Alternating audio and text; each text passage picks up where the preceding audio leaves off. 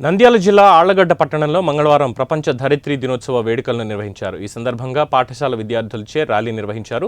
అపుస్మా సంఘం Allagadda division president Aamir బాషా ఆధ్వర్యంలో ధరిత్రీ దినోత్సవం సందర్భంగా పర్యావరణాన్ని కాపాడుతామని విద్యార్థుల చేత ప్రతిజ్ఞ చేయించారు. ఈ సందర్భంగా అమీర్ బాషా మాట్లాడుతూ పర్యావరణ పరిరక్షణ కోసం ప్రతి ఒక్కరూ నడుం బిగించాలని సూచించారు. ఇందుకోసం మొక్కలను విరివిగా నాటాలని పిలుపునిచ్చారు. భూగర్భ జలాల అభివృద్ధి కోసం నీటిని పొదుపుగా వాడుకోవాలని, నీటి వృధా అరికట్టాలని కోరారు. ఈ కార్యక్రమంలో ప్రజా పాఠశాల ఉపాధ్యాయులు విద్యార్థులు పాల్గొన్నారు.